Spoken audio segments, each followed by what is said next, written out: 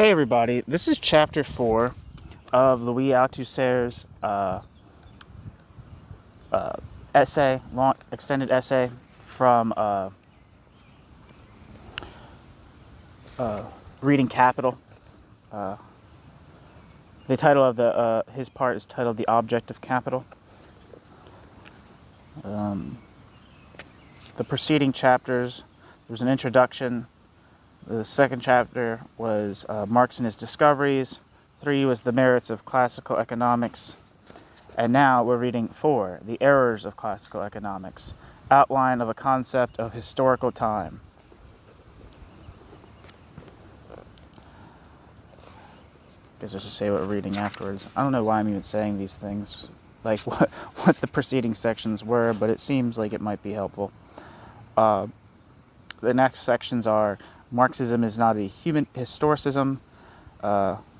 Chapter 6 is titled The Epistemological Propositions of Capital. Chapter 7 is titled The Object of Political Economy. Chapter 8 is titled Marx's Critique. Chapter 9 is titled Marx's Immense Theoretical Revolution. And there's an appendix on the, quote, ideal average, end quote, and the forms of transition. So, let's boogie. I now turn to my second example, in which we shall be able to size up the same problem, but in a different way, by examining the kind of criticism Marx made of the classical economists. Marx made many detailed criticisms of the classical economists, and one fundamental criticism. I shall only discuss one of the detailed criticisms, one which concerns a point of terminology. It challenges the apparently insignificant fact that Smith and Ricardo always analyze, quote, surplus value, end quote, in the form of profit, rent, and interest. In the form of profit, rent, and interest, with the result that it is never called by its name. Surplus value is never called by surplus value's name, but always disguised beneath other names. That surplus value is not conceived in surplus value's, quote, generality, end quote, as distinct from surplus value's, quote, forms of existence, end quote, profit, rent, and interest. The style of this accusation is interesting. Marx seems to regard this confusion as a mere inadequacy of language, easy enough to rectify, and in fact, when he reads Smith and Ricardo, he reestablishes the word absent behind the words that disguise it. He translates them, reestablishes their omission, saying precisely what they are silent about, reading their analyses of rent and profit as so many analyses of general surplus value, although the latter is never named as the internal essence of rent and profit. But we know that the concept of surplus value is, on Marx's own admission, one of the 2 key concepts of his theory, one of the concepts marking the peculiar difference between Marx and Smith and Ricardo with respect to problematic and object. In fact, Marx treats the absence of a concept as if the absence of a concept were the mere absence of a word, and this is not the absence of just any concept, but as we shall see, the absence of a concept that cannot be treated as a concept in the strict sense of the term without raising the question of the problematic which may underlie it, i.e., the difference in problematic, the break that divides that divides Marx from classical economics. Here again, in articulating his criticism, Marx has not thought what he is doing, to the letter, since he has reduced the absence of an organic concept, which has, quote, precipitated, end quote, in the chemical sense of the term precipitated, the revolution in Marx is problematic, to the omission of a word. If this omission of Marx is not stressed, Marx is reduced to the level of Marx's predecessors, and we find ourselves back in the continuity of objects. I shall return to this point. The fundamental criticism Marx makes of the whole of classical economics in text, from the poverty of philosophy to capital, is that classical economics had an ahistorical, eternal, fixed, and abstract conception of the economic categories of capitalism. Marx says in so many words that these categories must be historicized to reveal and understand their nature, their relativity and transitivity. The classical economist, Marx says, have made the conditions of capitalist production the eternal conditions of all production, without seeing that these categories were historically determined and hence historical and transitory. Quote, economists express the relations of bourgeois production, the division of labor, credit, money, etc. as fixed, immutable, eternal categories, ... Economists explain how production takes place in the above-mentioned relations. But what economists do not explain is how these relations themselves are produced. That is, the historical movement which gave them birth. These categories are as little eternal as the relations they express.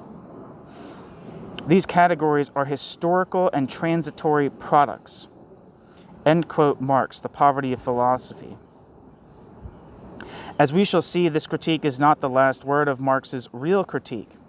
It remains superficial and ambiguous, whereas Marx's real critique is infinitely more profound. But it is surely no accident Marx often went only halfway with his real critique in his declared critique by establishing the only difference between Marx and the classical economists as the non-historicity of the classical economist's conception. This judgment has weighed very heavily on the interpretation not only of capital and of the Marxist theory of political economy, but also of Marxist philosophy. This is one of the strategic points in Marx's thought.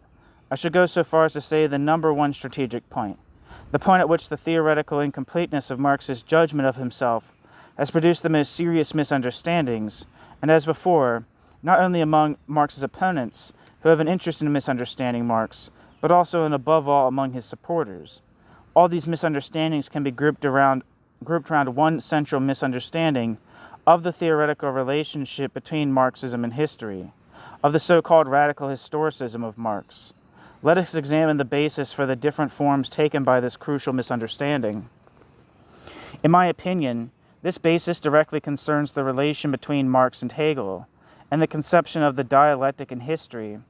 If all that divides Marx from classical economists amounts to the historical character of economic categories, Marx need only historicize these categories, refusing to take these categories as fixed, absolute, or eternal, but on the contrary regard these categories as relative, provisional, and transitory, i.e. as categories subject in the last instance to the moment of their historical existence. In this case, Marx's relation to Smith and Ricardo can be represented as identical with Hegel's relation to classical philosophy. Marx would then be Ricardo set in motion, just as it is possible to describe Hegel as Spinoza set in motion, i.e. historicized. In this case, Marx's whole achievement would once again be that Marx Hegelianized Ricardo, made Ricardo dialectical, i.e. that Marx applied the Hegelian dialectical method to thinking an already constituted content which is only separated from the truth by the thin partition of historical relativity. In this case, we should fall once again into a schemata consecrated by a whole tradition, schemata that depend on a conception of the dialectic as method in itself, regardless of the content of which it is the law, irrespective of the specificity of the object for which it has to provide both the principles of knowledge and the objective laws. I shall not insist on this point, as it has already been elucidated, at least in principle. But I should like to point out a different confusion which has neither been denounced nor elucidated, and which dominates the interpretation of Marxism now, and probably will for a long time to come. I mean expressly the confusion that surrounds the concept of history. The confusion that surrounds the concept of history. To claim that classical economics has had not a historical but an eternalist conception of classical economics' economic categories, that to make these economic categories adequate to these economic categories' object, the classical economist must be thought, the categories must be thought as historical, is to propose the concept of history, or rather one particular concept of history, which exists in the ordinary imagination, but without taking care to ask questions about that concept of history. In reality, it is to introduce as a solution a concept which itself poses a theoretical problem, for as it is adopted and understood, it is an uncriticized concept, a concept which, like all, quote, obvious, end quote, concepts, threatens to have for theoretical content no more than the function that the existing or dominant ideology defines for it. is to introduce as a theoretical solution a concept whose status has not been examined, and which, far from being a solution, is in reality a theoretical problem. It implies that it is possible to borrow this concept of history from Hegel or from the historian's empiricist practice and import it into Marx without making any difficulties of principle, i.e., without perusing the preliminary critical question of the effective content of a concept which has been, quote, picked up, end quote, in this naive way, as if it went without saying, when on the contrary, and before all else, it was essential to ask what must be the content of the concept of history imposed by Marx's theoretical problematic. Without anticipating the paper that follows, I should like to clarify a few points of principle. I shall take as a pertinent counterexample why it is pertinent we shall soon see, the Hegelian concept of history, the Hegelian concept of historical time, which for Hegel reflects the essence of the historical as such. It is well known that Hegel defined time as der Daseinende Begriff, i.e. as the concept in the concept's immediate empirical existence. Since time itself directs us to the concept as the concept's essence, since time itself directs us to the concept as its essence, i.e., since Hegel consciously proclaims the historical time is merely the reflection in the continuity of time of the internal essence of the historical totality incarnating a moment of the development of the concept, in this case the idea, we have Hegel's authority for thinking that historical time merely reflects the essence of the social totality of which it is the existence. That is to say that the essential characteristics of historical time will lead us, as so many indices, to the peculiar structure of that social totality. Two essential characteristics of Hegelian historical time can be isolated: Hegelian historical time's homogeneous continuity and Hegelian historical time's contemporaneity. 1. The homogeneous continuity of time. The homogeneous continuity of time is the reflection in existence of the continuity of the dialectical development of the idea. Time can thus be treated as a continuum in which the dialectical continuity of the process of the development of the idea is manifest. On this level, then, the whole problem of the science of history would consist of the division of this continuum according to a periodization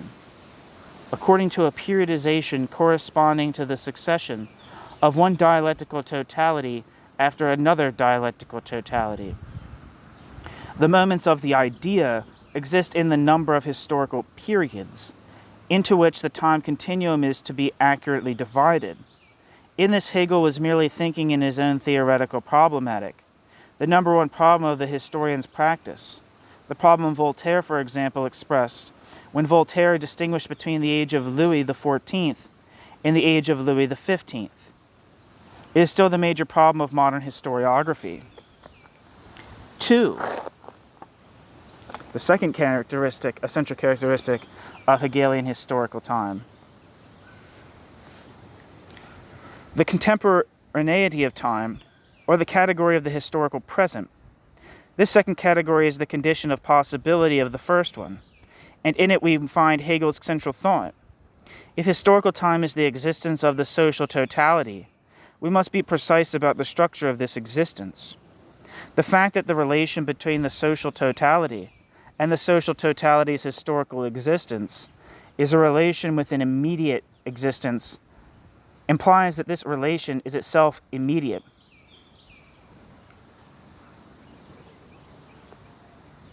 In other words, the structure of historical existence is such that all the elements of the whole always coexist in one and the same time, one and the same present, and are therefore contemporaneous with one another in this present. This means that the structure of the historical existence of the Hegelian social totality allows what I propose to call a, quote, essential section, coupe d'essence,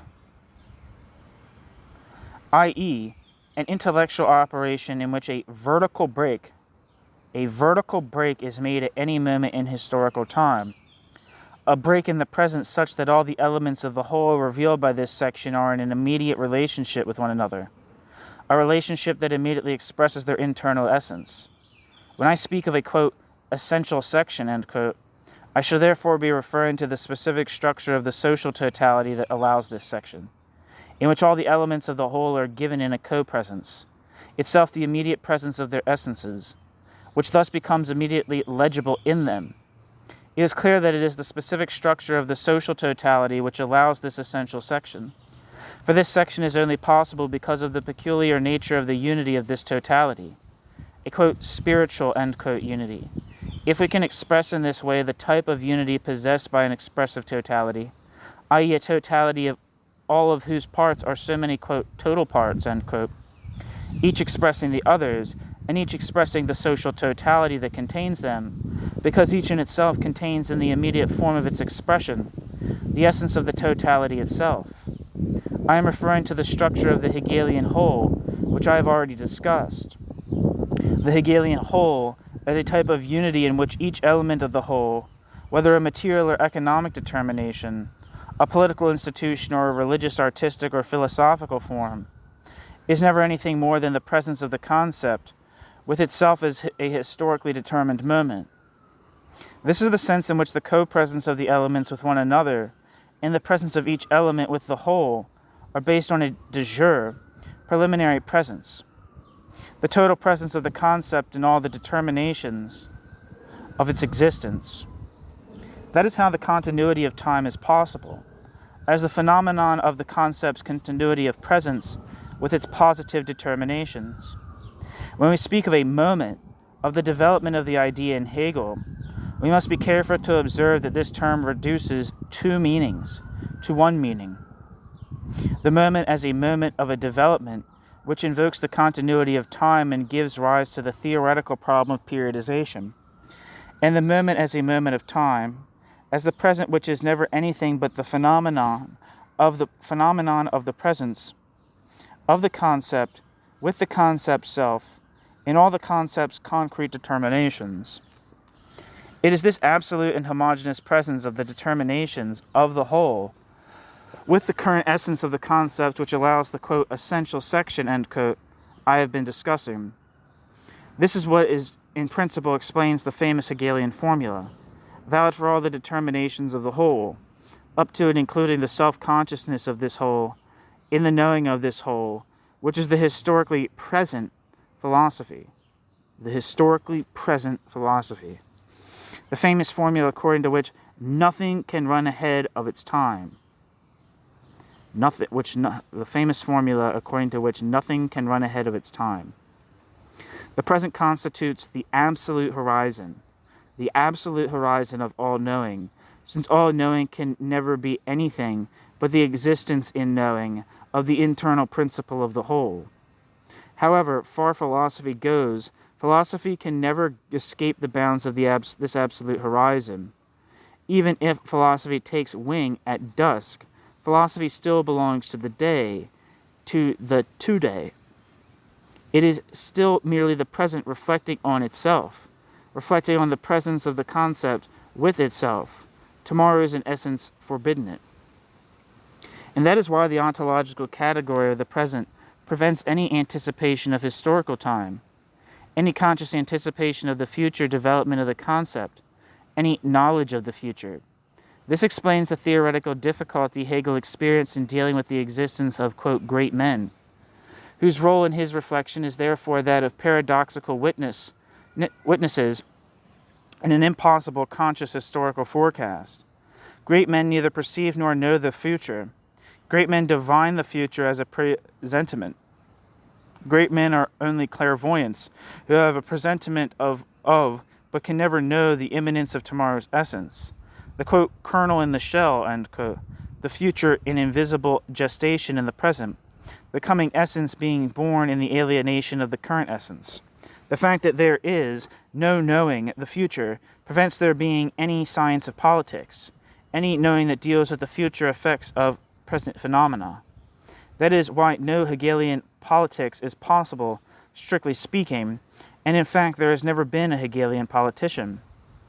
I have insisted on the nature of historical time and historical time's theoretical conditions to this extent, because this conception of history and of its relation to time is still alive amongst us, as can be seen from the currently widespread distinction between synchrony and diachrony. This distinction between synchrony and diachrony is based on a conception of historical time as continuous and homogeneous and contemporaneous with itself. The synchronic is contemporaneity itself, the co-presence of the essence with the essence's determinations, the present being readable as a structure in a, quote, essential section, end quote, because the present is the very existence of the essential structure. The synchronic, therefore, presupposes the ideological conception of a continuous homogeneous time. It follows that the diachronic is merely the development of this present in the sequence of a temporal continuity in which the, quote, events, end quote, to which, quote, history, end quote, in the strict sense can be reduced, cf. Levi-Strauss, are merely successive contingent presence in the continuum. Like the synchronic, which is the primary concept, the diachronic, therefore, presupposes both the very two characteristics I have isolated in the Hegelian conception of time, an ideological conception of historical time. Ideological because it is clear that this concept of historical time is merely a reflection of the conception Hegel had at the time of the type of unity that constitutes the link between all economic, political, religious, aesthetic, philosophic, and other elements of the social whole. Because the Hegelian whole is a, quote, spiritual whole, end quote, in the Leibnizian sense of a whole in which all the parts, quote, conspire, end quote, together, in which each part is a pars totalis. The unity of this double aspect of historical time, homogeneous continuity / contemporaneity, is possible and necessary. Now we can see the pertinence of this Hegelian counterexample. What masks from us the relationship that has been established between the structure of the Hegelian whole and the nature of Hegelian historical time is the fact that the Hegelian idea of time is borrowed from the most vulgar empiricism, the empiricism of the false obviousness of everyday practice, which we can find in a naive form in most of the historians themselves, at any rate in all the historians known to Hegel, who did not pose any questions as to the specific structure of historical time. Footnote: Hegelian philosophy can even be called a, quote, speculative empiricism, end quote. Feuerbach. 1 second, I need some water.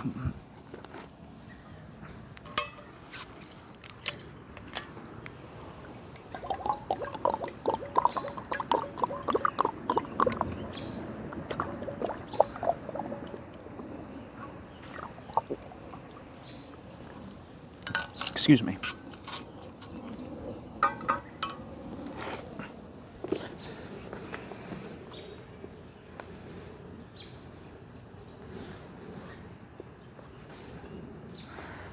End footnote. Nowadays, a few historians are beginning to pose these questions, and often in a very remarkable way, such as Lucien Febvre, Labrousse, and Braudel.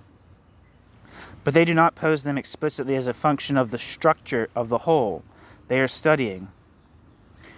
Febvre, Labrousse, Braudel do not pose the questions of the specific structure of historical time in a truly conceptual form. Febvre, Labrousse, and Braudel simply observe that there are different times in history, varieties of time, long times, medium times, and short times. And they are content to note their interferences as so many products of their intersection. They do not therefore relate these varieties as so many variations to the structure of the whole, although the latter directly governs the production of those variations. Rather, they are tempted to relate these varieties as so many variants measurable by their duration to ordinary time itself, to the ideological time continuum we have discussed. The Hegelian counterexample is therefore relevant because The Hegelian counterexample is the representative of the crude ideological illusions of everyday practice and of the practice of the historians, not only of those who do not pose any questions, but even of those who do pose some questions, because these questions are generally related not to the fundamental question of the concept of history, but to the ideological conception of time. However, we can retain from Hegel precisely what masks from us this empiricism, which he had only sublimated in his systematic conceptions of history.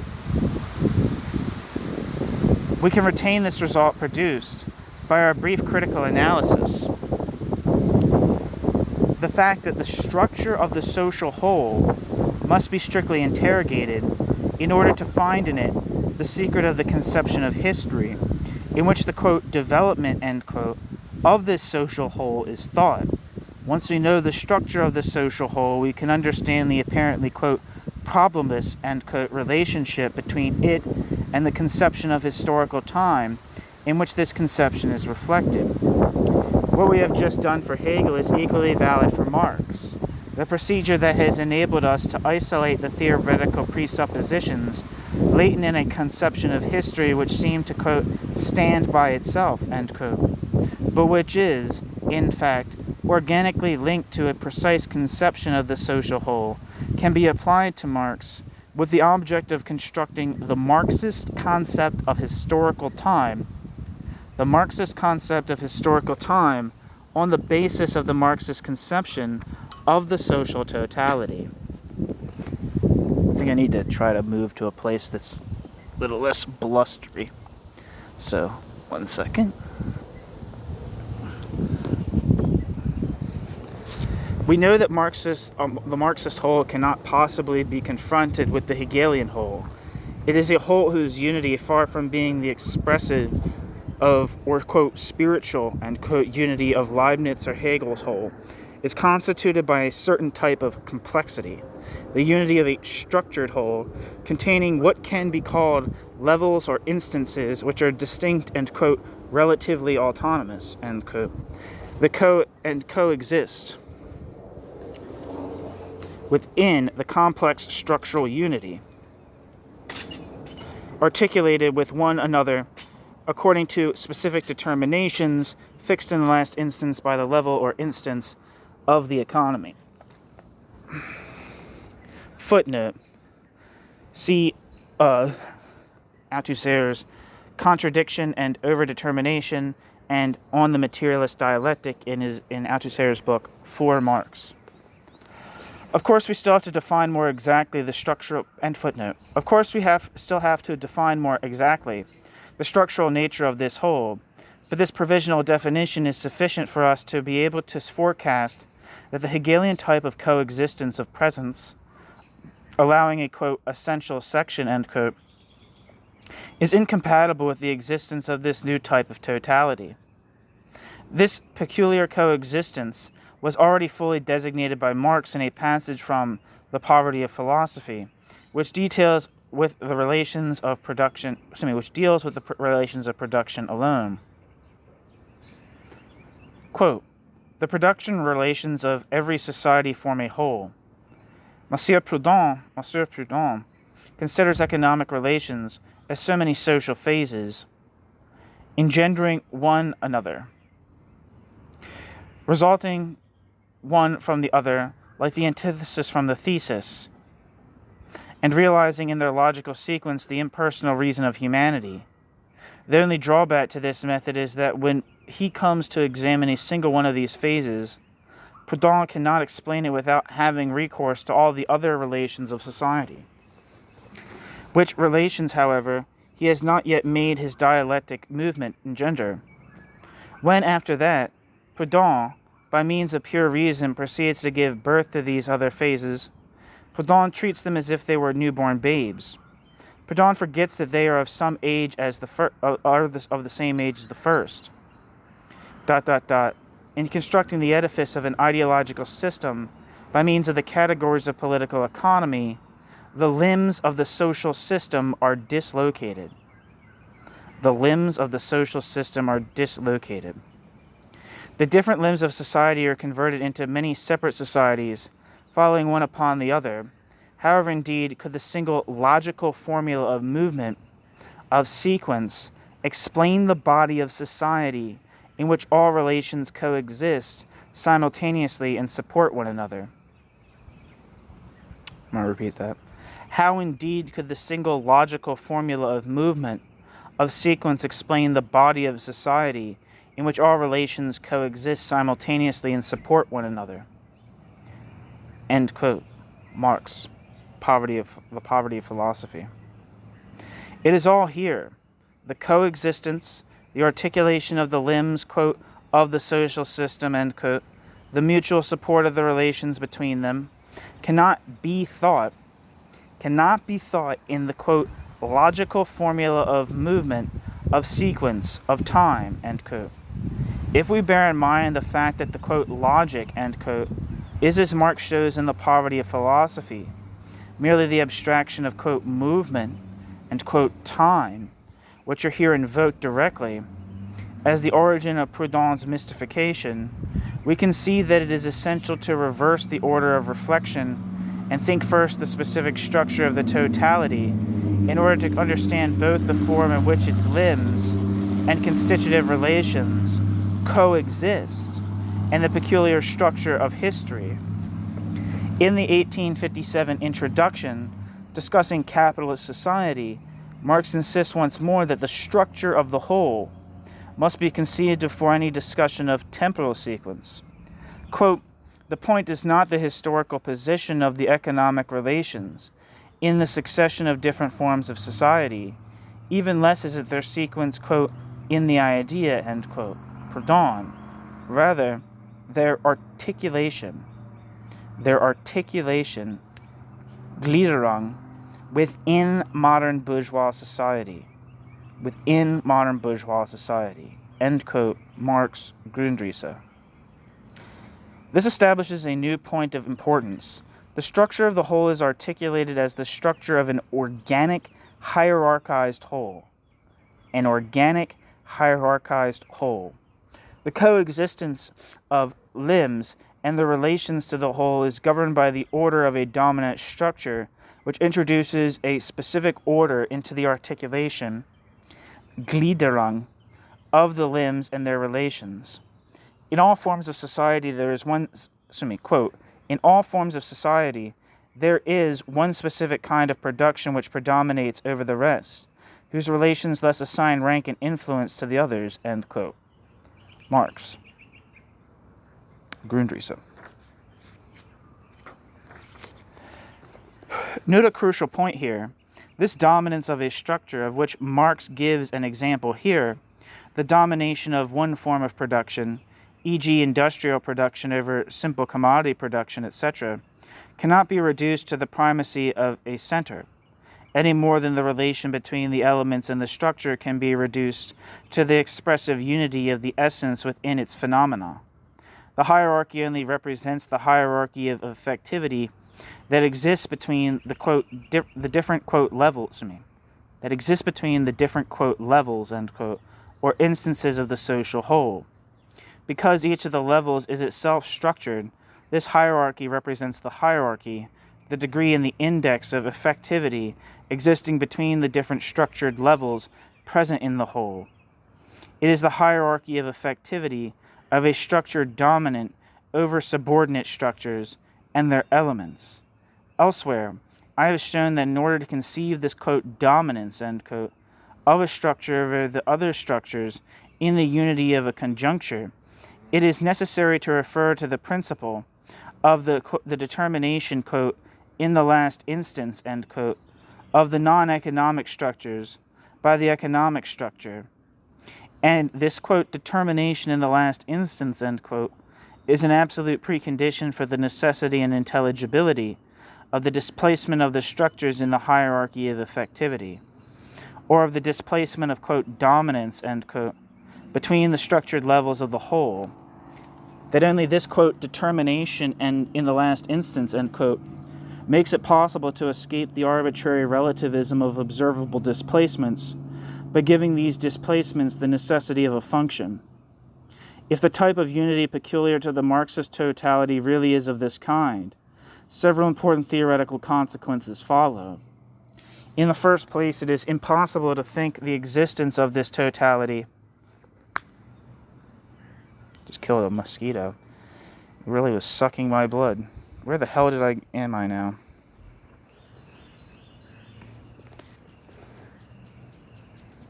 Oh, fuck.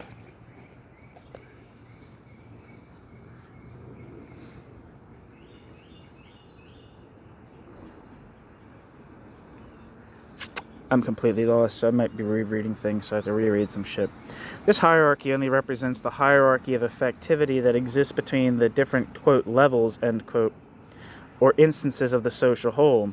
Because each of the levels is itself structured, this hierarchy represents the hierarchy, the degree and the index of effectivity existing between the different structured levels present in the whole. Is the hierarchy of effectivity of a structure dominant over subordinate structures and their elements?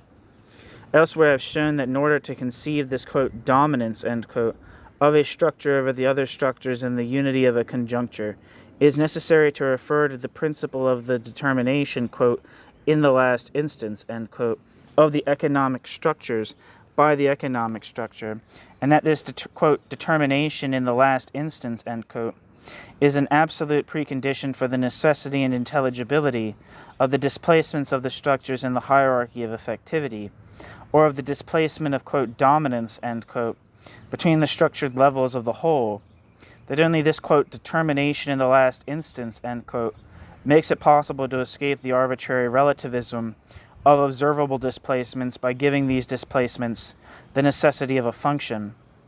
If the type of unity peculiar to the Marxist totality really is of this kind, several important theoretical consequences follow. In the first place, it is impossible to think the existence of this totality in the Hegelian category of the contemporaneity of the present. The coexistence of the different structured levels, the economic, the political, the ideological, etc., and therefore of the economic infrastructure, of the legal and political superstructure, of ideologies and theoretical formations, philosophy, sciences, can no longer be thought in the coexistence of the Hegelian present.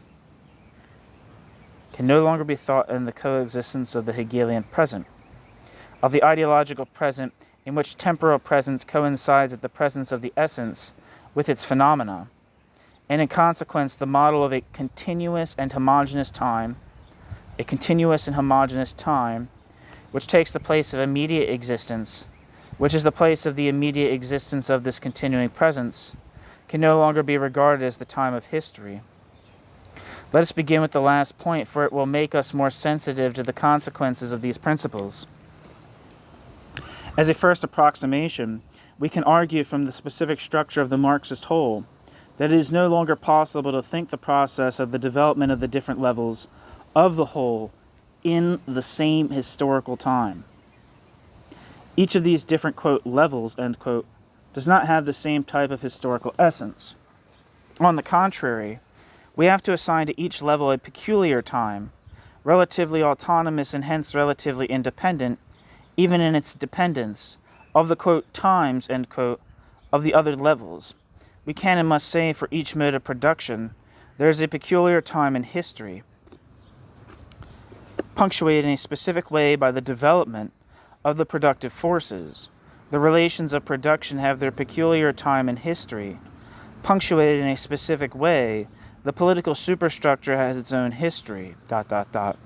Philosophy has philosophy's own time in history, ... Aesthetic productions have their own time in history, ...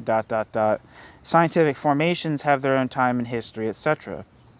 Each of these peculiar histories is punctuated with peculiar rhythms and can only be known on condition that we have defined the concept of the specificity of its historical temporality and its punctuations, continuous development, revolutions, breaks, etc.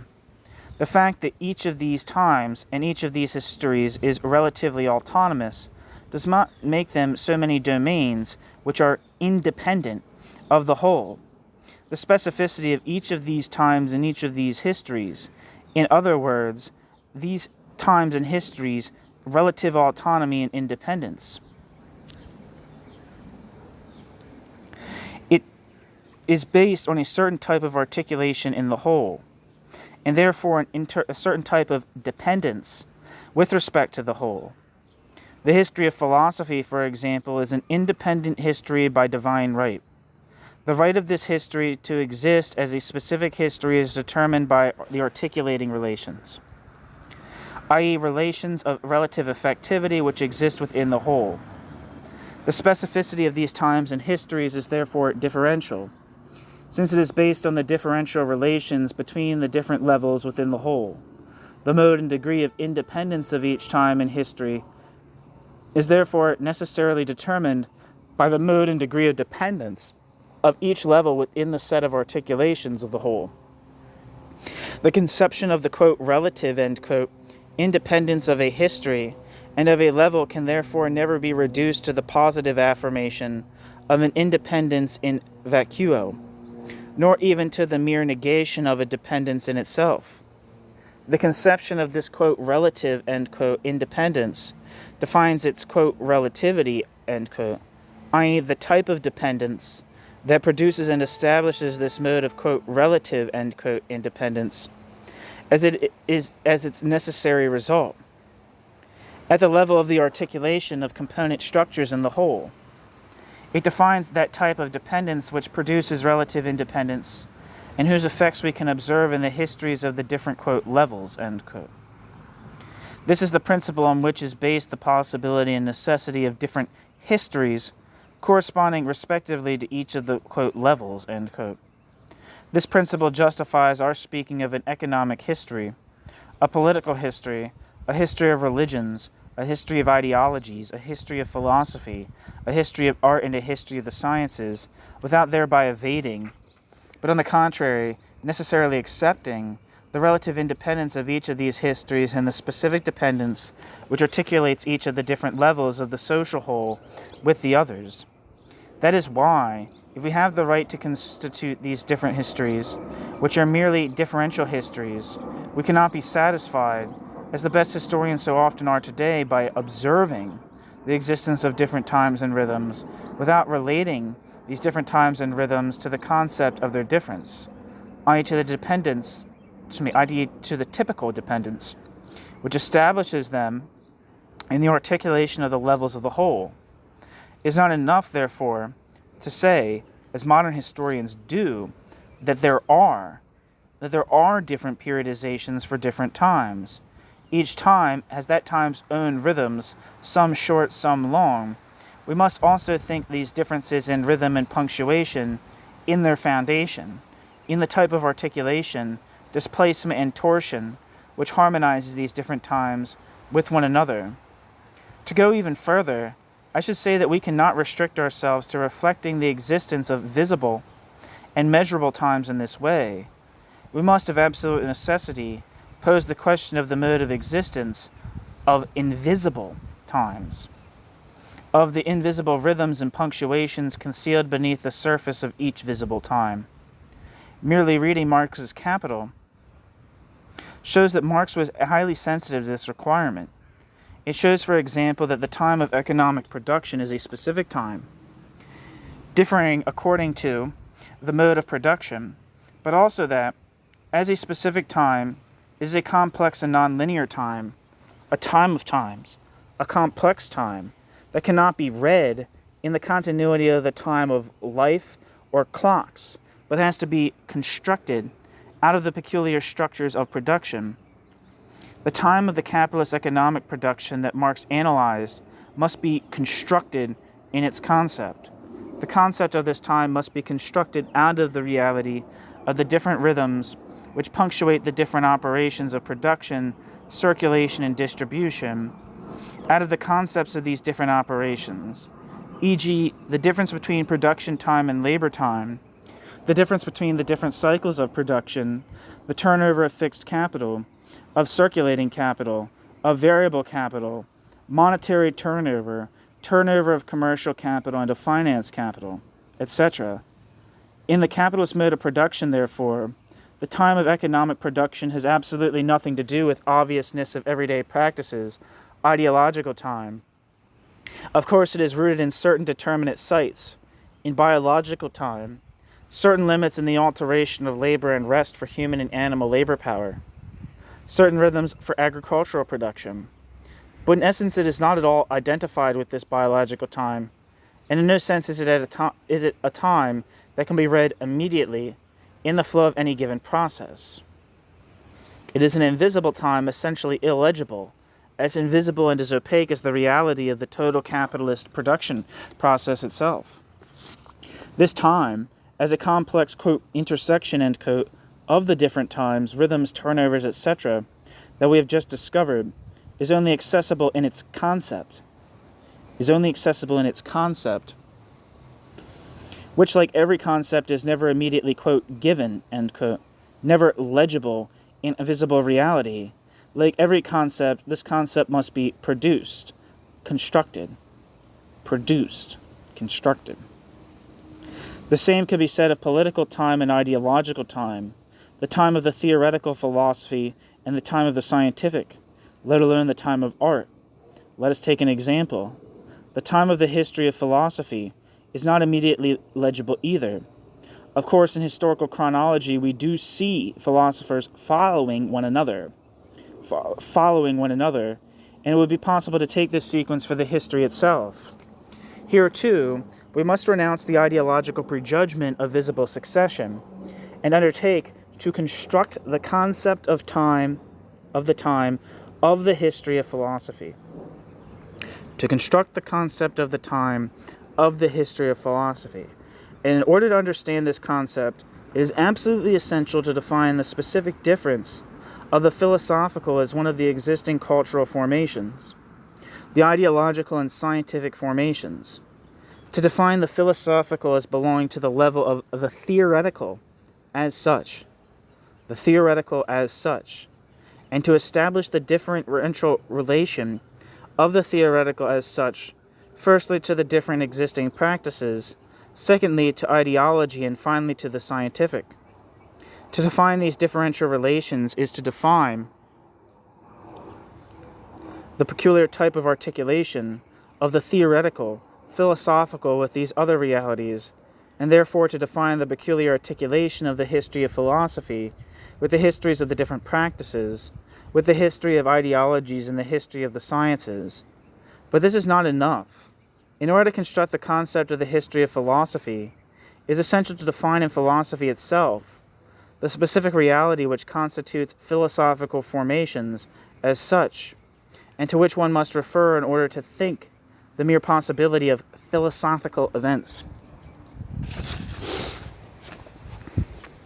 This is one of the essential tasks of any theoretical attempt to produce the concept of history, to give a rigorous definition of the historical fact as such. The historical fact is such.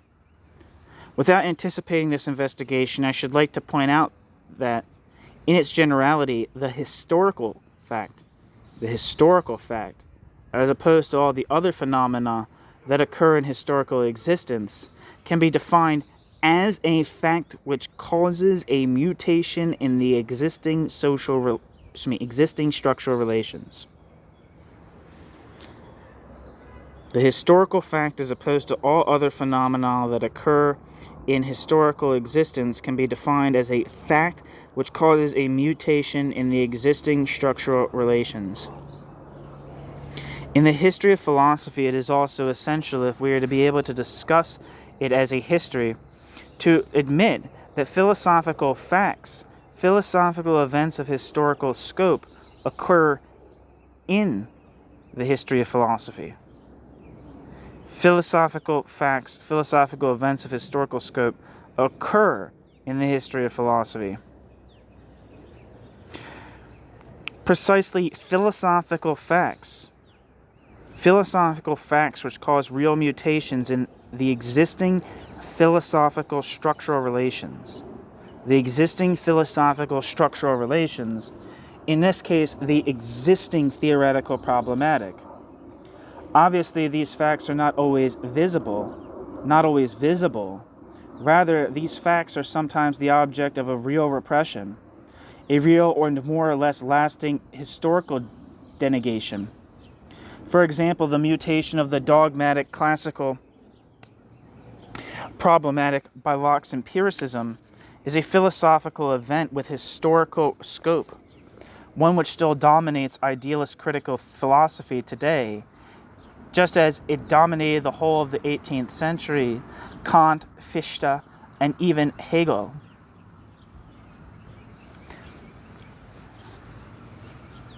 This historical fact, and above all the length of this historical fact's range, and in particular this historical fact's importance for the understanding of German idealism from Kant to Hegel, is often suspected. Its real profundity is rarely appreciated. Its role in the interpretation of Marxist philosophy has been absolutely decisive, and we are still largely held prisoner by it. For another example, Spinoza's philosophy introduces an unprecedented theoretical revolution in the history of philosophy, probably the greatest philosophical revolution of all time, insofar as we can regard Spinoza as Marx's only direct ancestor from the philosophical standpoint. However, this radical revolution was the object of a massive historical repression, and Spinoza's philosophy suffered much the same fate as Marxist philosophy used to, and still does suffer in some countries. It served as damning evidence for a charge of, quote, atheism, end quote. The insistence of the 17th and 18th century establishment's hounding of Spinoza's memory, and the distance every writer had ineluctably to take with respect to Spinoza in order to obtain the right to speak, see Montesquieu, are evidence both of the repulsion and the extraordinary attraction of Spinoza's thought. The history of philosophy's repressed Spinozism thus unfolded as a subterranean history acting at other sites, out lieu, in political and religious ideology, deism, and in the sciences, but not on the illuminated stage of visible philosophy. And when Spinoza reappeared on this stage in German idealism's Atheismus Streit, and in academic interpretations, it was more or less under the aegis of a misunderstanding. I think I have said enough to suggest that what direction the construction of the concept of history in its different domains must take, and to show that the construction of this concept incontestably produces a reality which has nothing to do with the visible sequence of events according to the chronicler. We have likewise known, since Freud, that the time of the unconscious cannot be confused with the time of biography. On the contrary, the concept of the time of the unconscious must be constructed in order to obtain an understanding of certain biographical traits. In exactly the same way, it is essential to construct the concepts of the different historical times, which are never given in the ideological obviousness of the continuity of time, which need only be suitably divided into a good periodization to obtain the time of history, but must be constructed out of the differential nature and differential articulation of their objects in the structure of the whole. Are more examples necessary to convince us of this? Read Michel Foucault's remarkable studies in the, quote, history of madness, end quote, or the, quote, birth of the clinic, end quote, and you will see the distance between the elegant sequences of the official chronicle, in which a disciplinary society merely reflect its good conscience, i.e. the mask of its bad conscience, and the absolutely unexpected temporality that constitutes the essence of the process of constitution and development of those cultural formations. There is nothing in true history which allows it to be read in the ideological continuum of a linear time that need only be punctuated and divided. On the contrary, it has its extremely complex and peculiar temporality, which is, of course, utterly paradoxical in comparison with the disarming simplicity of ideological prejudgment. An understanding of the history of cultural formations, such as those of, quote, madness, end quote, and of their origins of the, quote, clinical gaze, end quote, regard clinique, in medicine, presupposes a vast effort not of abstraction, but in abstraction. in order to construct and identify the object itself, and in order to construct from this the concept of the object's history. This is antipodal to the empirically visible history, in which the time of all histories is the simple time of continuity, and in which the, quote, content, end quote, is the vacuity of events that occur in it, which one later tries to determine with dividing procedures in order to, quote, periodize, end quote, that continuity. Instead of these categories, continuity and discontinuity, which summarize the banal mystery of all history, we are dealing with infinitely more complex categories, typical to each type of history, categories in which new logics come into play, in which naturally the Hegelian schemata, which are merely the sublimation of the categories of the, quote, logic of movement and time, end quote, no longer have more than a highly approximate value, even in this, only on condition that they are used approximately, indicatively in accordance with their approximate nature.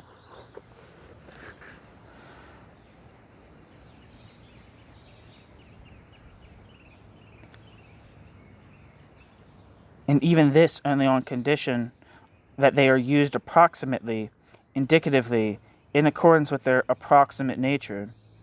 For if we had to take these Hegelian categories for adequate categories, their use would become theoretically absurd, and practically either vain or disastrous.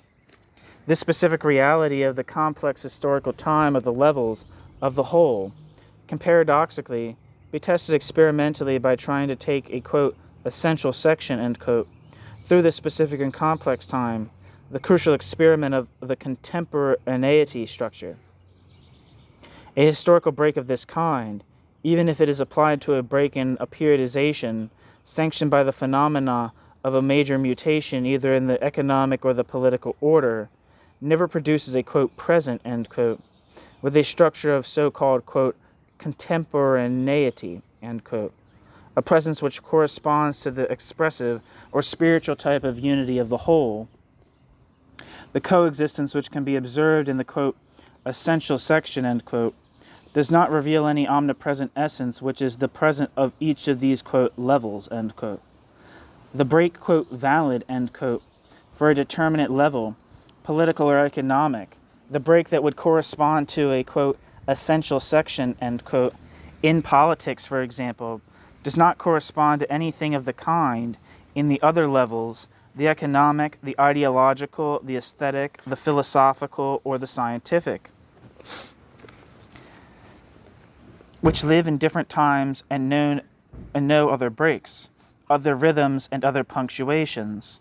The present on one level is, so to speak, the absence of another, and this coexistence of a, quote, presence, end quote, and absences is simply the effect of the structure of the whole in its articulated decentricity.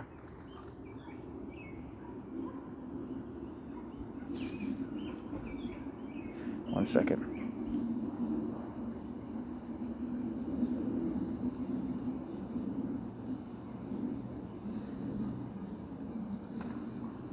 Okay.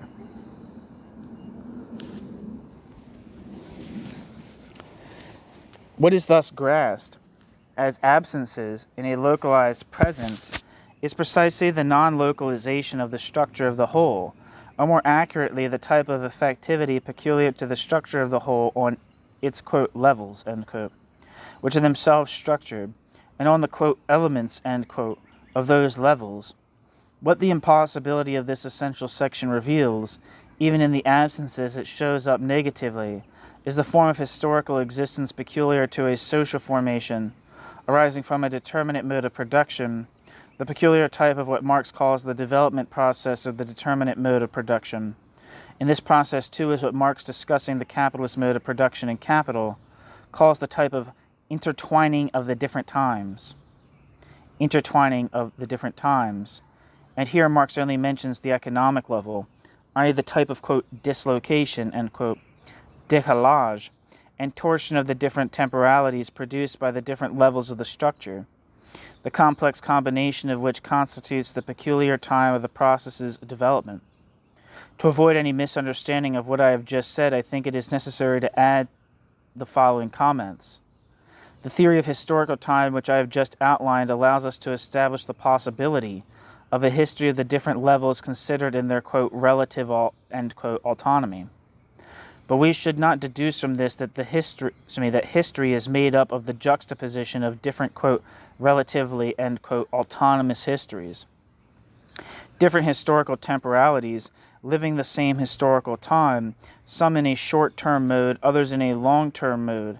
In other words, once we have rejected the ideological model of a continuous time subject to essential sections into presence, we must avoid substituting for this idea another which, although different in style, in fact surreptitiously restores the same ideology of time. There can therefore be no question of relating the diversity of the different temporalities to a single ideological base time, or the measuring of their dislocation against the line of a single continuous reference time, remaining content, therefore, to think these dislocations as backwardnesses or forwardnesses in time, i.e., in the ideological reference time. If we try to make a, quote, essential section, end quote, in our new conception, we find that it is impossible. But this does not mean that we are dealing with an uneven section, a stepped or multiplied toothed section, a steeped or multiply tooth section, in which the forwardness or backwardness of one time with respect to another is illustrated in temporal space, in the way that the lateness of the earliness of the trains are illustrated in the SNCF's notice boards by a spatial forwardness or backwardness. If we were to accept this, we should relapse, as even the best of our historians usually do, into the trap of the ideology of history, in which forwardness and backwardness are merely variants of the reference continuity and not the effects of the structure of the whole. We must break with all the forms of this ideology if we are able to relate the phenomena observed by the historians themselves correctly to their concepts, to the concept of the history of the mode of production considered, and not to any homogeneous and continuous ideological time. This conclusion is absolutely crucial if we are to establish the status of a whole series of notions which have a major strategic role in the language of this century's economic and political thought, e.g. the notions of unevenness of development, of survivals of backwardness in consciousness, in Marxism itself, or the notion of, quote, underdevelopment, end quote, in contemporary economic and political practice. Where these notions are concerned, therefore, we must be thoroughly precise as to the meaning we can give this concept of differential temporality, for they have far-reaching consequences in practice.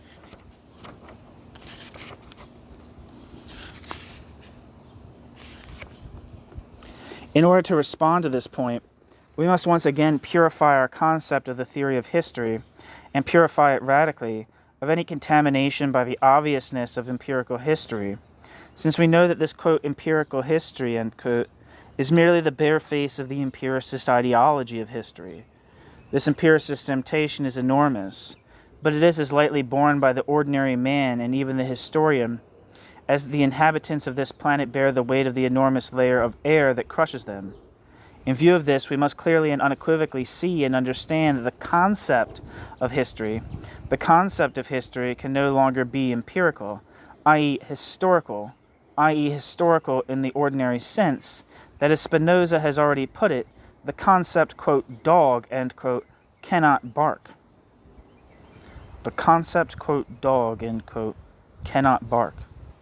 We must grasp in all its rigor the absolute necessity of liberating the theory of history from any compromise with, quote, empirical, end quote, temporality, with the ideological concept of time which underlies and overlies it, or with the ideological idea that the theory of history, as theory, could be subject to the, quote, concrete, end quote, determinations of, quote, historical time, end quote, historical time, end quote, on the pretext that this, quote, historical time, end quote, might constitute its object.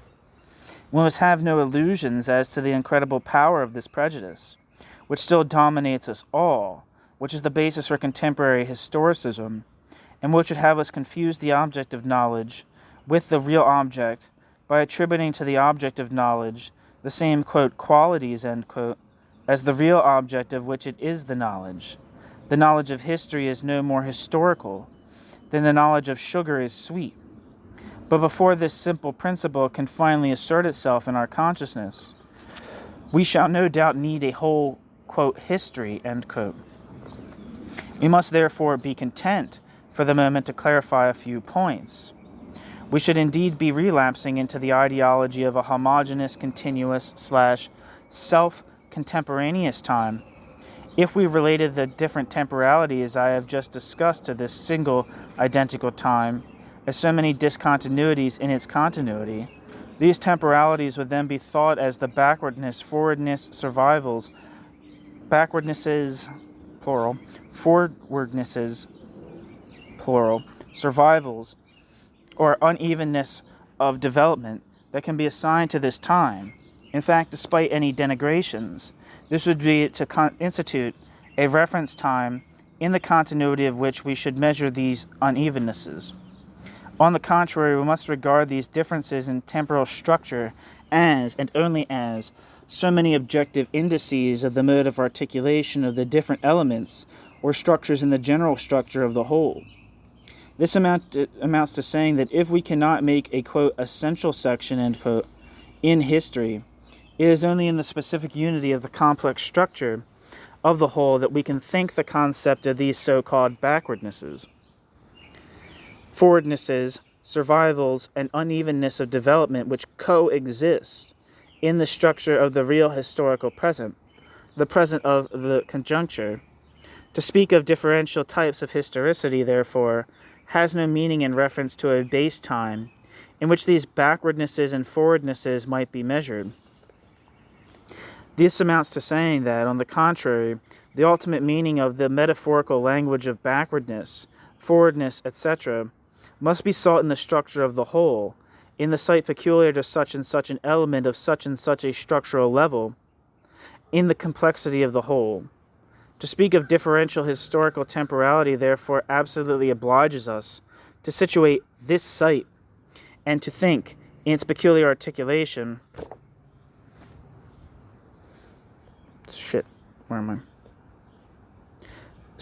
in its peculiar articulation, the function of such an element or such a level in the current configuration of the whole. It is to determine the relation of articulation of this element as a function of other elements, of this structure as a function of other structures. It obliges us to define what has been called its overdetermination or underdetermination. Its overdetermination or underdetermination as a function of the structure of the determination of the whole.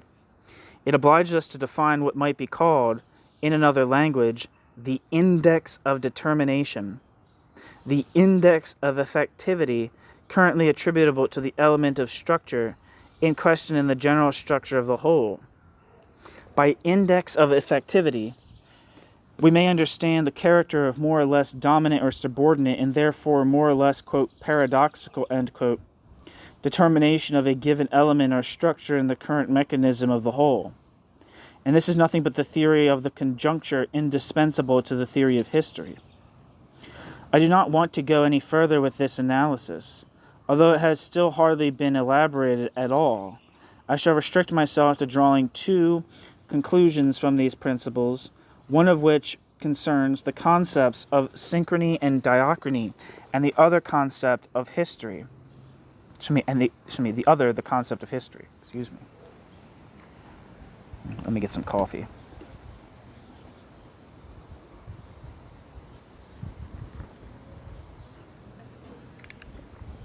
One, if what I have just said has any objective meaning, it is clear that the synchrony/diachrony opposition is the site of a misconception, since to take it for a knowledge would be to remain in an epistemological vacuum, i.e., ideology abhorring a vacuum, in an ideological fullness, precisely in the fullness of the ideological conception of a history whose time is continuous, homogeneous / self-contemporaneous. If this ideological conception of history falls, this opposition falls with it. However, something of it remains. The aim of the epistemological operation, of which this opposition is an unconscious reflection, precisely this epistemological operation itself, once it has been stripped of its ideological reference.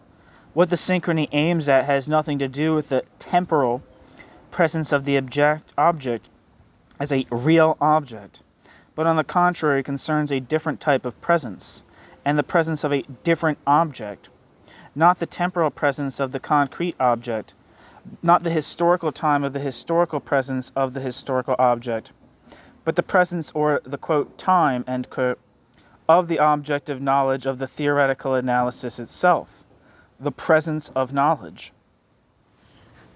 The synchrony is then nothing but the conception of the specific relations that exist between the different elements and the different structures of the structure of the whole.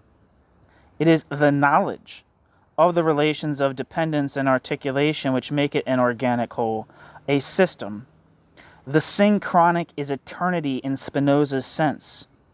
The synchronic is eternity in Spinoza's sense, or the adequate knowledge of a complex object by the adequate knowledge of its complexity. This is exactly what Marx is distinguishing from the concrete real historical sequence in the words, quote, how indeed could the single logical formula of movement, of sequence, of time, explain the body of society in which all economic relations coexist simultaneously and support one another? If this is really what synchrony is, it has nothing to do with simple concrete temporal presence. It concerns the knowledge of the complex articulation that makes the whole a whole. It is not the concrete co-presence, but the knowledge of the complexity of the object of knowledge, which gives the knowledge of the real object. If this is the case for synchrony, similar conclusions must be drawn where diachrony is concerned, since it is on the ideological conception of synchrony, of the contemporaneity of the essence with itself, that the ideological conception of diachrony is built. There is hardly any need to show how diachrony admits its destruction in those thinkers who assign to it the role of history.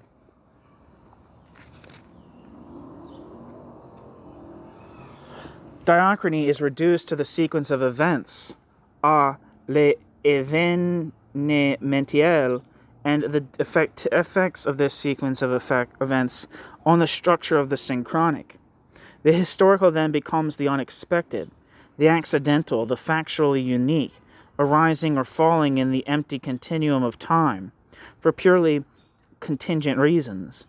In this context, therefore, the project of a, quote, structural history, end quote, poses serious problems, and a laborious reflection of this can be found in the passages devoted by Levi-Strauss in Structural Anthropology.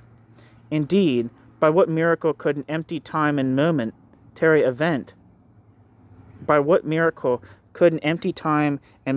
events induce day and restructurations of the synchronic? Once synchrony has been correctly located, diachrony loses its, quote, concrete, end quote, sense, and nothing is left of it either but its epistemological use, on condition that it undergoes a theoretical conversion and is considered in its true sense as a category not of the concrete, but of knowing. Diachrony is then merely the false name for the process, or for what Marx called the development of forms. But here, too, we are within knowledge, in the process of knowledge, not in the development of the real concrete.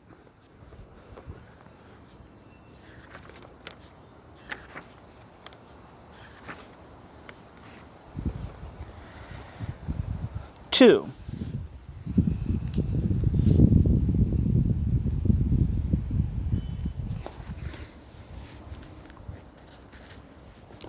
I now come to the concept of historical time. To define historical time strictly, one must accept... Sorry, where am I? I fucked up.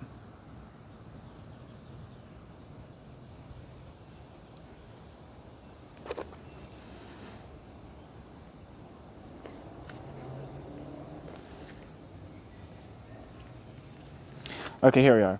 But here too we are within knowledge, in the process of knowledge, not in the development of the real concrete. Footnote. To avoid any misunderstanding, I should add that this critique of the latent empiricism which haunts the common use of the bastard concept of, quote, diachrony, end quote, today obviously does not apply to the reality of historical transformations, e.g. the transition from one mode of production to another. If the aim is to designate this reality, the fact of the real transformation of structures as the, quote, diachrony, end quote, this is merely to apply the term to the historical itself, which is never purely static, or by making a distinction within the historical to what is visibly transformed. But once the aim is to think the concept of these transformations, we are no longer in the real, the, quote, diachronic, end quote, but in knowledge, in which, insofar as the real, quote, diachronic, end quote, itself is concerned, the epistemological dialectic that has just been set out comes into play, the concept of the, quote, development of its forms, end quote. On this point, see Balibar's essay in this book. I might read Balibar's essay eventually. I think Balibar is the other essay. I'm reading out of a copy of Reading Capital that is the complete edition. There's an abridged edition, which I think only has Althusser's essay and Balibar's essay. So, end footnote, back to the text. 2. I now come to the concept of historical time. To define historical time strictly, one must accept the following condition.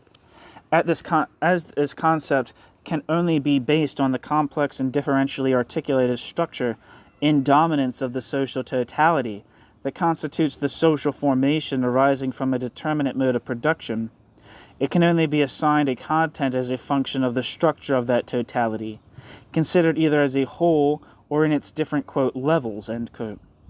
In particular, it is only possible to give a content to the concept of historical time by defining historical time as the specific form of existence of the social totality under consideration, an existence in which different structural levels of temporality interfere because of the peculiar relations of correspondence, non-correspondence, articulation, dislocation, and torsion, which obtain between the different, quote, levels, end quote, of the whole in accordance with its general structure.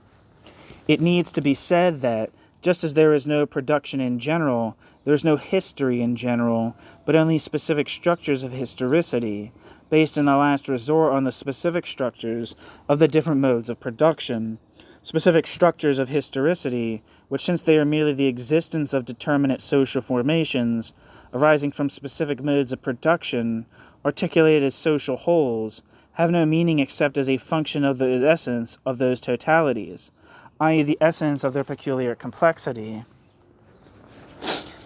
This definition of historical time, by historical time's theoretical concept, is aimed directly at historians and their practice, for it should draw their attention to the empiricist ideology which, with a few exceptions, overwhelmingly dominates every variety of history, whether it be history in the wide sense or specialized economic, social, or political history, the history of art, literature, philosophy, the sciences, etc. To put it crudely, history lives in the illusion that history can do without theory, in the strong sense, without a theory of its object, and therefore without a definition of its theoretical object. What acts as its theory, what it sees as taking the place of this theory, is its methodology, i.e. the structure that governs its effective practices centered around the scrutiny of documents and the establishment of facts. What it sees as taking the place of its theoretical object is its, quote, concrete, end quote, object. History therefore takes its methodology for the theory it lacks, and history takes the, quote, concrete, end quote, of the concrete obviousnesses of ideological time for its theoretical object. This dual confusion is typical of an empiricist ideology. What history lacks is a conscious and courageous confrontation with one of the essential problems of any science whatsoever, the problem of the nature and constitution of its theory, by which I mean the theory within the science itself, the system of theoretical concepts on which is based every method and every practice, even the experimental method and practice, and which simultaneously defines its theoretical object. But with a few exceptions, historians have not posed history's vital and urgent problem, the problem of history's theory. And as inevitably happens, the place left empty by scientific theory has been occupied by an ideological theory whose harmful influence can be shown in detail precisely at the level of the historian's methodology. The object of history as a science, therefore, has the same kind of theoretical existence and occupies the same theoretical level as the object of Marx's political economy.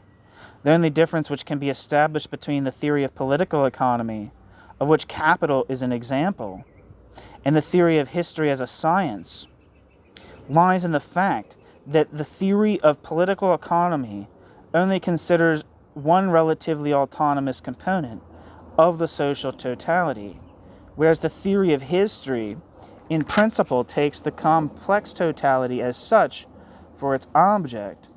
Other than this difference, there can be no distinction between the science of political economy and the science of history from a theoretical viewpoint.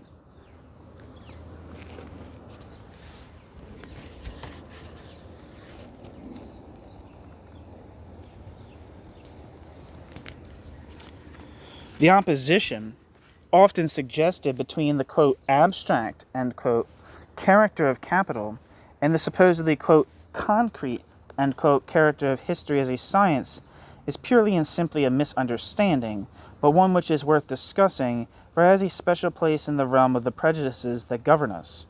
It is true that the theory of political economy is worked out and developed by the investigation of a raw material, provided in the last resort by the practices of real concrete history. It is true that it can and must be realized in what are called, quote, concrete, end quote, economic analyses, relating to some given conjuncture or given period of a given social formation. And these truths are exactly mirrored in the fact that the theory of history, too, is worked out and developed by the investigation of a raw material provided by real concrete history, and that it, too, is realized in the, quote, concrete analysis, end quote, of, quote, concrete situations, end quote.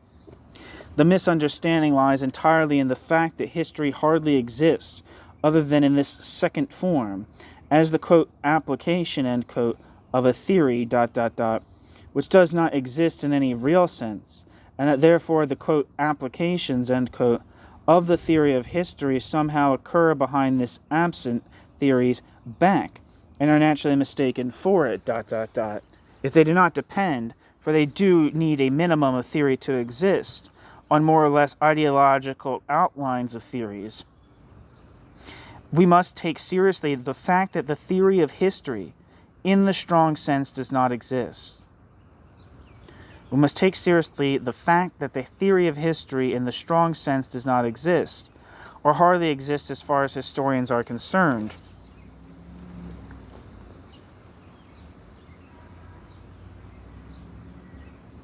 Where am I?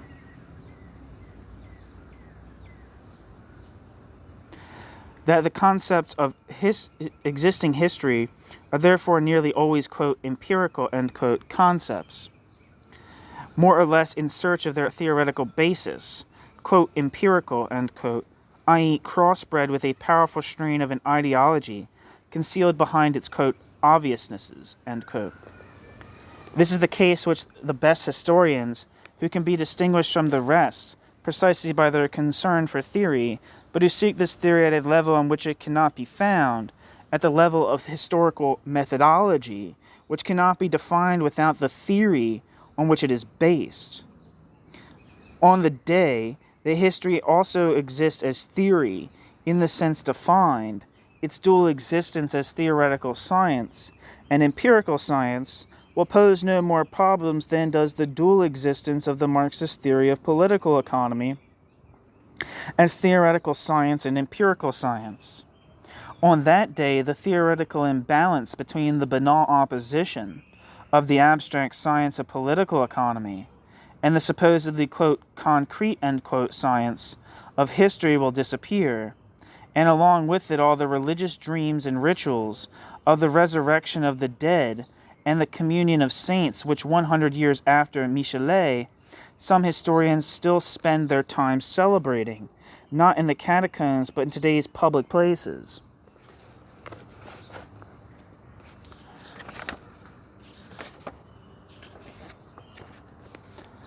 I have one more word to say on this subject. The present confusion between history as theory of history and history as supposed, quote, science of the concrete, end quote, history trapped in the empiricism of history's object, and the confrontation of this, quote, concrete, end quote, empirical theory, history, with the, quote, abstract, end quote, theory of political economy, give rise to a significant number of conceptual confusions and false problems. It could even be said that this misunderstanding itself produces ideological concepts whose function it is to fill in the gap, i.e. the vacuum, between the theoretical part of existing history on the one hand and empirical history on the other, which only too often is existing history.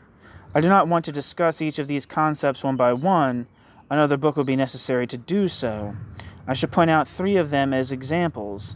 The classical oppositions, essence/phenomena, necessity/contingency, and the, quote, problem, end quote, of the action of the individual in history.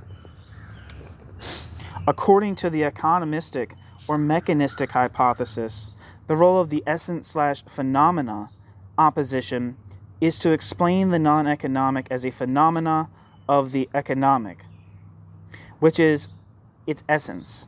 In this operation, the theoretical and the, quote, abstract, end quote, is surreptitiously substituted for the economy, since we have its theory in capital, and the empirical or, quote, concrete, end quote, for the non-economic, i.e. for politics, ideology, etc. The essence/phenomena opposition performs this role well enough, so long as we regard the, quote, phenomena, end quote, as the empirical and the concrete, and the essence on the non-empirical, as the abstract, as the truth of the phenomena. The result is to set up an absurd relationship between the theoretical, the economic, and the empirical, the non-economic, by a change in partners, which compares the knowledge of one object with the existence of another, which it is to commit us to a fallacy. The necessity/contingency or necessity/accident opposition are of the same kind and have the same function, to fill in the gap between the theoretical part of one object, e.g. the economy, and the non-theoretical part, the empirical part of another, the non-economic in which the economy, quote, asserts itself, end quote, the, quote, circumstances, quote, individuality, end quote, etc. To say, for example, that necessity, quote, asserts itself amid the contingent, gives and deserves, to say, for example, that necessity, quote, asserts necessity's self amid the contingent givens and diverse circumstances, etc., end quote, is to set up an astonishing mechanism in which two realities, with no direct relationship, are compared.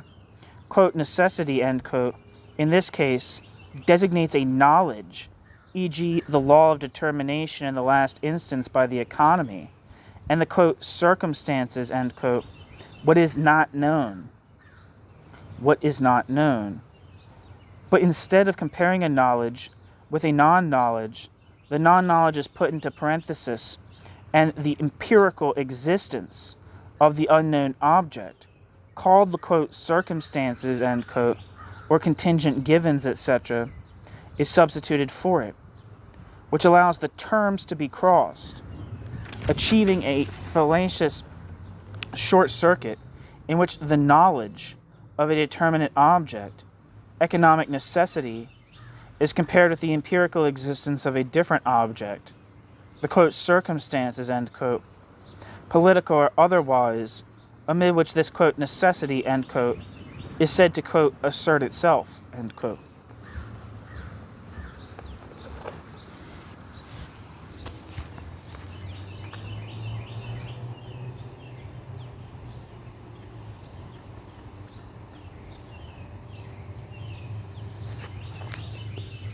The most famous form of this fallacy is found in the, quote, problem, end quote, of the, quote, role of the individual in history,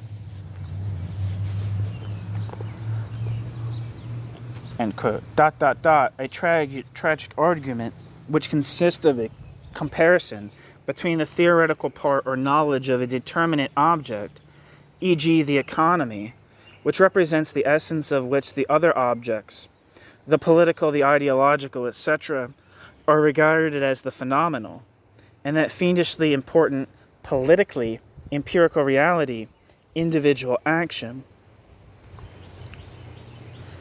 Here again, we are dealing with a short circuit between cross terms, which it is illegitimate to compare. For to do so is to compare the knowledge of one definite object with the empirical existence of another. I do not want to insist on the difficulties which these concepts put in the way of their users, who cannot escape them in practice except by questioning critically the Hegelian, and more generally, classical, philosophical concepts which are fish in the water of this fallacy.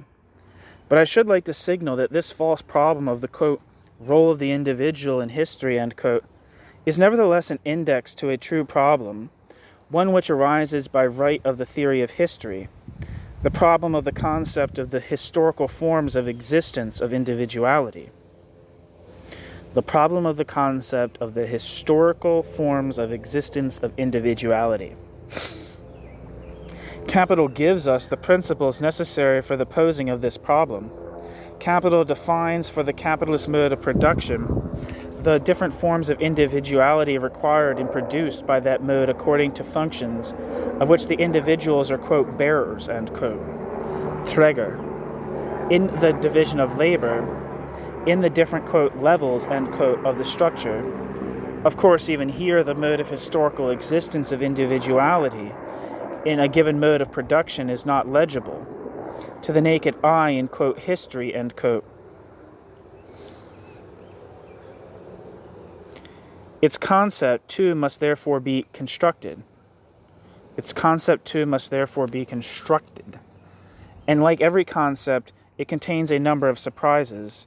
The most striking surprise is the fact that it is nothing like the false obviousness of the, quote, given, end quote, which is merely the mask of the current ideology.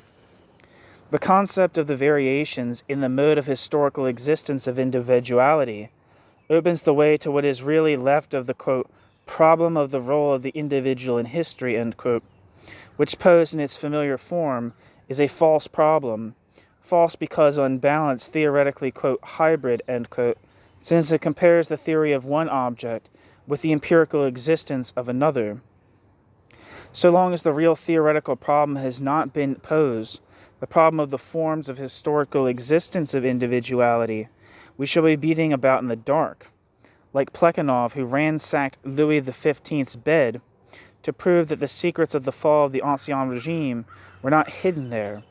As a general rule, concepts are not hidden in beds. Once we have, at least in principle, elucidated the specificity of the Marxist concept of historical time, once we have criticized his ideologies, the common-sense notions that encumber the word, quote, history, end quote, we can better understand the different effects that this misunderstanding about history has had on the interpretation of Marx. An understanding of the main confusions ipso facto reveals to us the persistent pertinence of certain essential distinctions which have often been misconceived, despite the fact that they appear in so many words in Marx's Capital.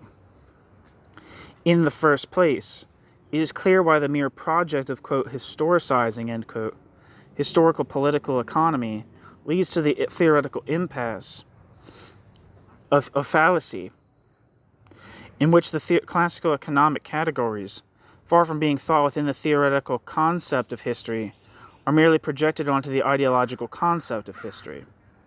This procedure restores to us the classical schema, once again linked with the misconception of Marx's specificity. All that Marx did was to seal the union of classical political economy on the one hand and the Hegelian dialectical method, a theoretical concrete of the Hegelian concept of history, on the other. But this leads directly to the foisting of a pre-existing and exoteric method onto a predetermined object, i.e., to the theoretically dubious union of a method defined independently of its object, whose agreement with its object can only be sealed against the common ideological background of a misunderstanding which marks Hegelian historicism as much as economic eternalism. And it follows that the two terms of the eternity/history opposition derive from a common problematic. Hegelian, quote, historicism, end quote, being only the historicized connotation of economistic, quote, eternalism, end quote. But in the second place, we also see the meaning of the still unclosed debates about the relation between economic theory and history in Marx's Capital itself. These debates have lasted until today, largely under the influence of a confusion between the status of economic theory itself and that of history. When in Anti-Düring, Engels writes that, quote, political economy is, essentially a historical science, end quote, because, quote, political economy deals with material which is historical, that is, constantly changing, end quote. Engels touches the exact spot of the ambiguity. The word, quote, historical, end quote, may either fall towards the Marxist concept or towards the ideological concept of history, according to whether this word designates the object of knowledge. Whether this word designates the object of knowledge of a theory of history, or on the contrary, the real object of which this theory gives the knowledge. We have every right to say that the theory of Marxist political economy derives from the Marxist theory of history as one of its regions. But we might also think that the theory of political economy is affected even in its concepts by the peculiar quality of real history.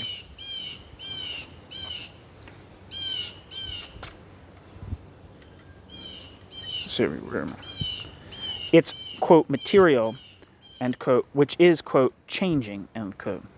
Engels rushes us into the latter interpretation in a number of astonishing texts which introduce history in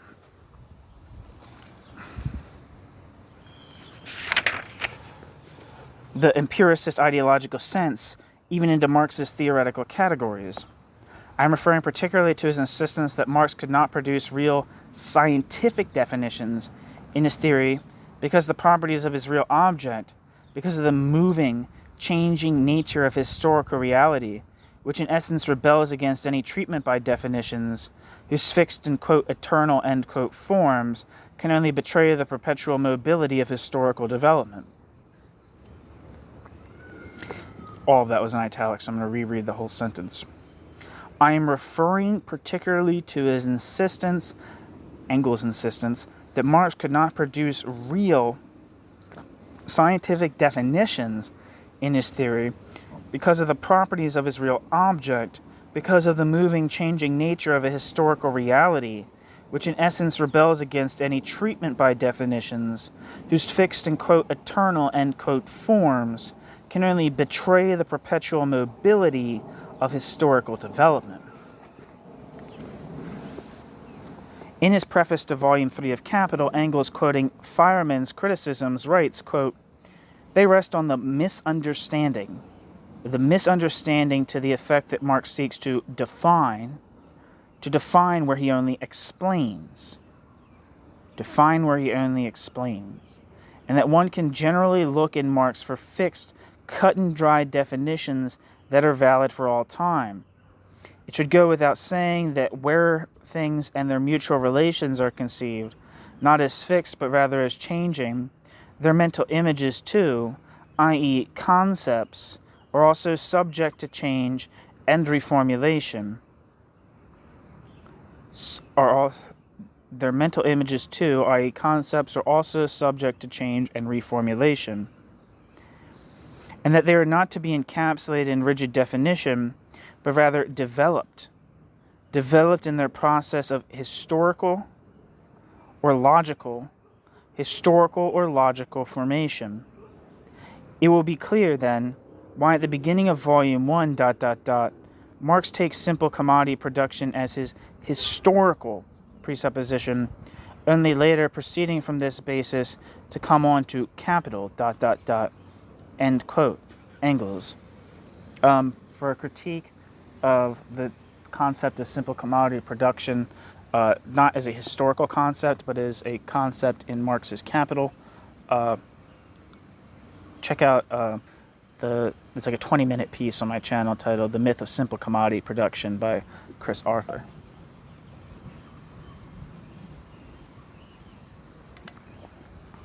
All right.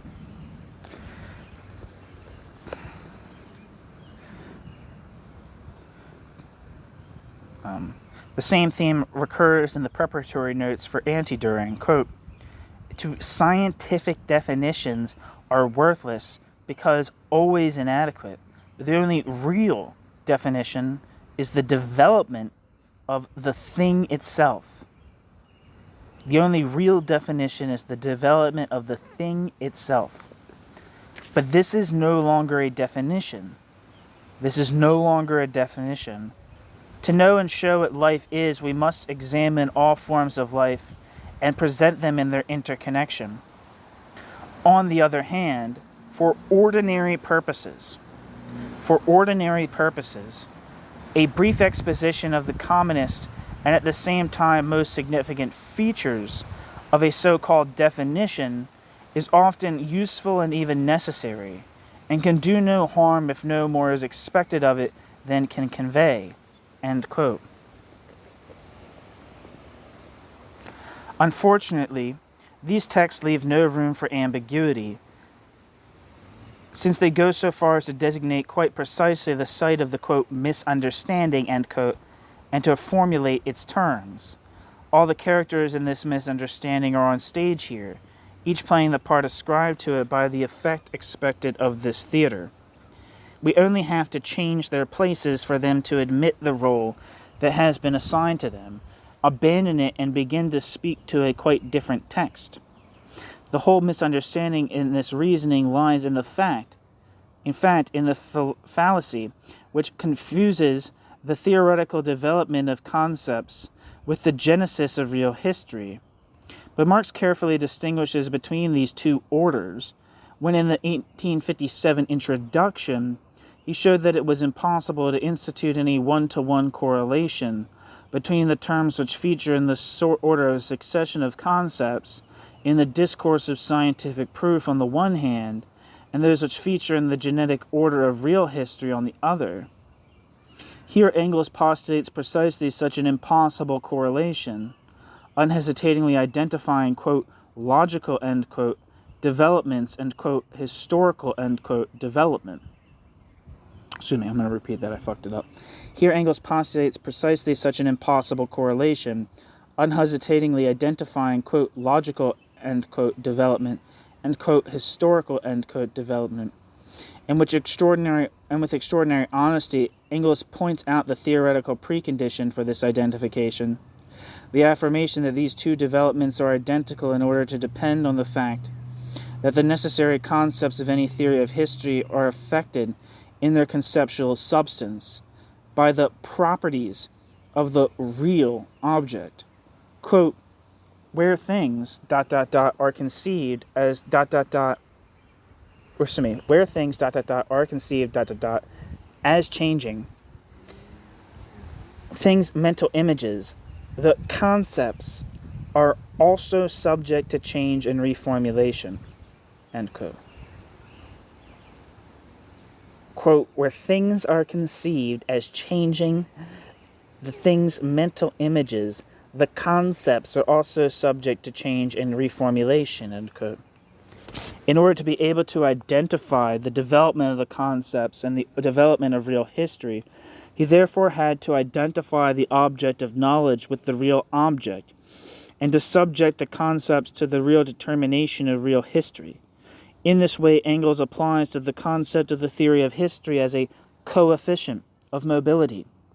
A coefficient of mobility, borrowed directly from the concrete empirical sequence, from the ideology of history, transposing the, quote, real concrete, end quote, into the, quote, thought concrete, end quote, and the historical as real change in the concept itself. Given these premises, the argument is bound to conclude that every definition is unscientific.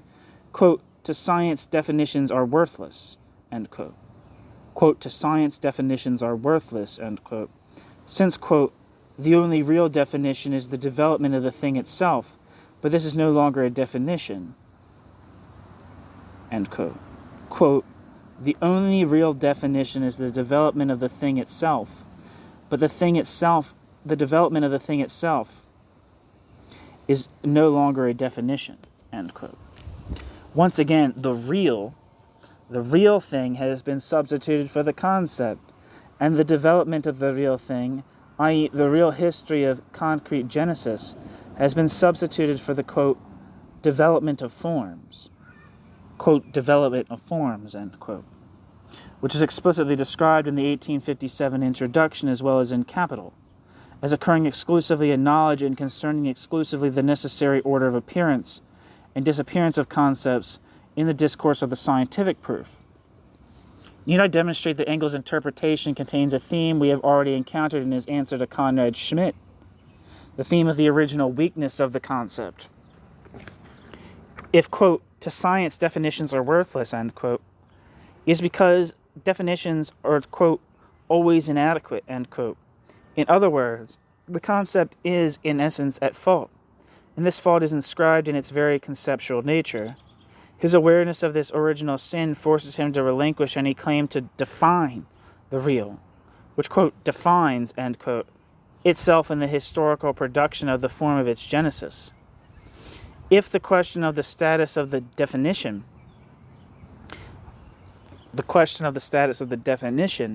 i.e. the concept, is posed from this starting point, there is no alternative but to confer on it a role which is quite different from the role it claims theoretically. Quote, a, quote, practical, end quote, role, good enough for, quote, ordinary purposes, end quote, a role of general designation without any theoretical function. Paradoxically, it is not without interest to note that Engels, after beginning by crossing the terms implied in this question, is led to conclude with a definition whose meaning is crossed too, i.e. dislocated, decala, or decale,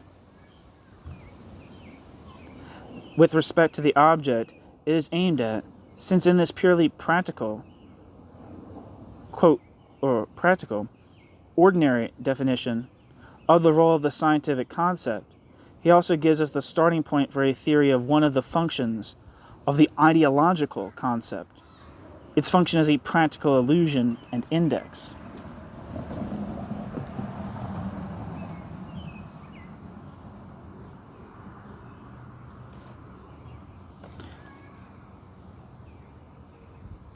This is where we are leading by ignoring the basic distinction Marx was careful to draw between the object of knowledge and the real object, between the, quote, development of forms, end quote, of the concept in knowledge and the development of the real categories in concrete history, to an empiricist ideology of knowledge, and to the identification of the logical and the historical in capital itself. It should hardly surprise us that so many interpreters go round in circles in the question that hangs on this definition. If it is true that all problems concerned with the relation between the logical and the historical in capital presupposes a non-existent relation, whether this relation is imagined as one which brings the terms featured in the two orders of development, the development of the concept, the development of real history, into direct one-to-one correspondence, or whether the same relation is imagined as one which brings the terms of the two orders of development into inverse correspondence, the basis for the theses of Della Volpe and Pietranera, analyzed by Rancière in this volume, there remains the hypothesis of the relation where no relation exists. Two conclusions can be drawn from this error. The first is simply practical. The difficulties encountered in the solution of this problem are serious ones, indeed insurmountable ones. If it is not always possible to solve a problem that does exist, we can rest assured that it is never possible to solve a problem that does not exist. It is never we can rest assured, Footnote. We are indebted to Kant for the suspicion that problems which do not exist may give rise to massive theoretical efforts, a more or less rigorous production of solutions as fantastic as their object. For this philosophy may be broadly conceived as a theory of the possibility of the existence of, quote, sciences, end quote, without objects, rational metaphysics, cosmology, and psychology. If it so happens that the reader does not have the heart to tackle Kant, he can consult directly the producers of, quote, sciences, end quote, without objects, e.g. theologians, most social psychologists, some, quote, psychologists, end quote, etc. I should also add that in certain circumstances, the theoretical and ideological conjuncture may make these, quote, sciences without objects, end quote, produce or contain, during the elaboration of the theory of their supposed object, quote, objects, end quote, the theoretical forms of existing rationality. E.g., in the Middle Ages, theology undoubtedly contained and elaborated the forms of the theoretical then in existence. End footnote.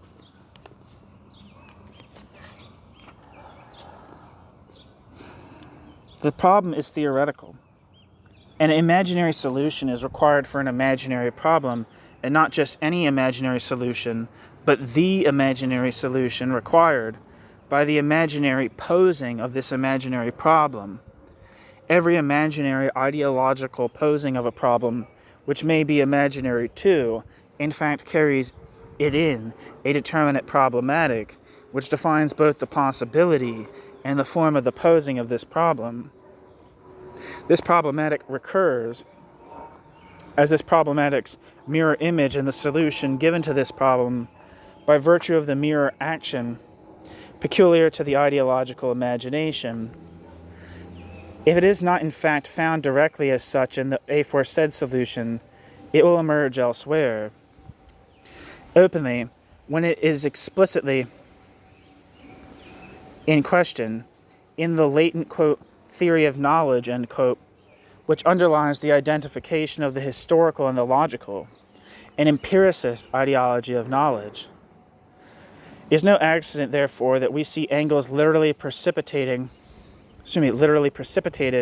by this question into this empiricist temptation, nor that, in a different way, De la Volpe and his pupils support their thesis of the inverse identification of the historical and logical orders in capital by arguing a theory of, quote, historical abstraction, end quote, which is a higher form of historicist empiricism. It returns to return to capital, the effect of the mistake I have just pointed out, which postulates the imaginary existence of a non-existent relation, to make a different relation invisible, a relation which is legitimate because that relation exists and is established by right between the theory of the economy and the theory of history. If the first relation, theory of the economy and concrete history, was imaginary, the second relation, theory of the economy and theory of history, is a true theoretical relation. Why has it remained until now, if not invisible, at least opaque to us? Because the first relation had the advantage of, quote, obviousness, end quote, i.e. of the empiricist temptations of the historians, who, reading pages of, quote, concrete, end quote, history in capital, the struggle for the reduction of the working day, the transition from manufacture to modern industry, primitive accumulation, etc., felt in some sense, quote, at home, end quote, in it, and therefore posed the problem of economic theory as a function of the existence of this, quote, concrete, end quote, history, without feeling any need to pose the question of its status. They gave an empiricist interpretation of analyses of Marx's, which, far from being historical analyses in the strict sense, i.e. analyses sustained by the development of the concept of history, as more the half-finished materials for a history, see Balibar's paper, than a real historical treatment of those materials.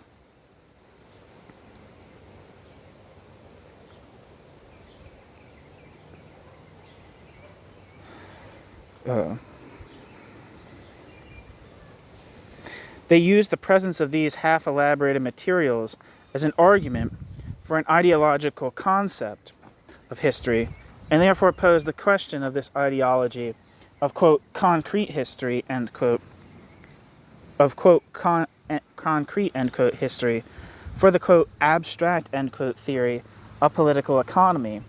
Hence both the fascination of Marx's Capital for them and their unease before a discourse which seemed to them to be, quote, speculative, end quote, in many places. The economists had much the same reaction, torn between concrete economic history and abstract economic theory.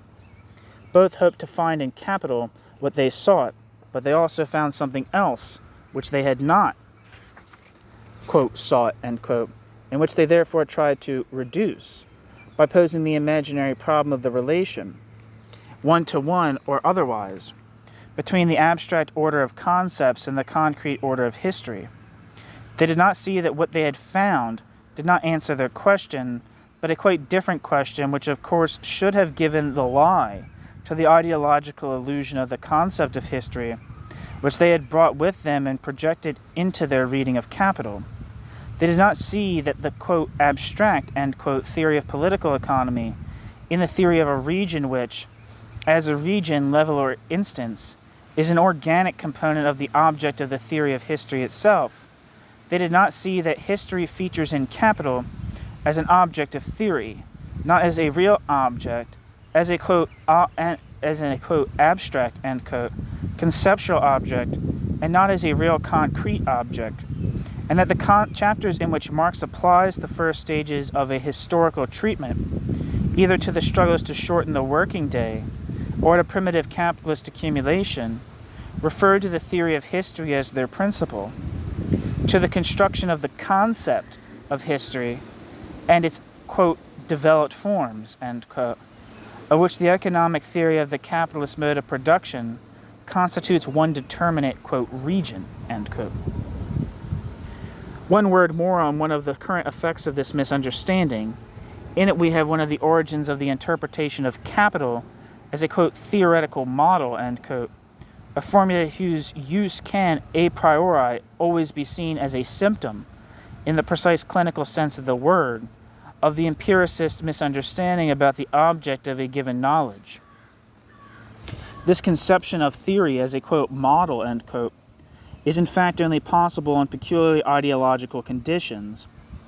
Firstly, with the distance separating theory from the empirical concrete is included within theory itself, and secondly, equally ideologically, that this distance is itself conceived as an empirical distance, and hence is belonging to the concrete itself, which one then has the privilege, i.e. the banality, of defining as what is, quote, always richer and more living than theory, end quote.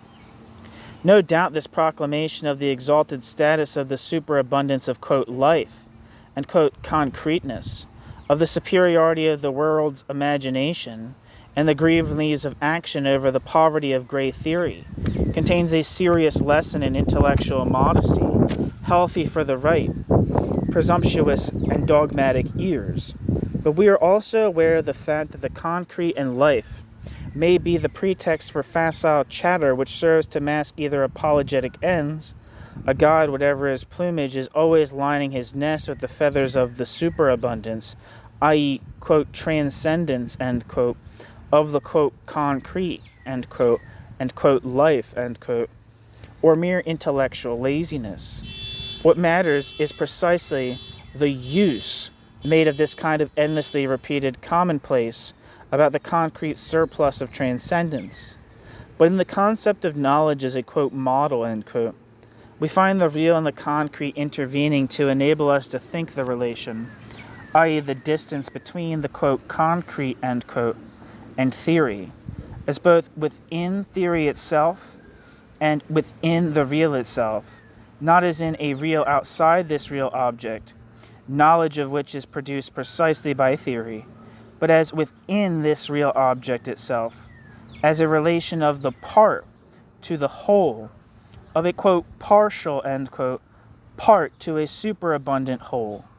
The inevitable result of this operation is to make theory seem one empirical instrument among others, In other words, to reduce any theory of knowledge as a model directly to what it is, a form of theoretical pragmatism.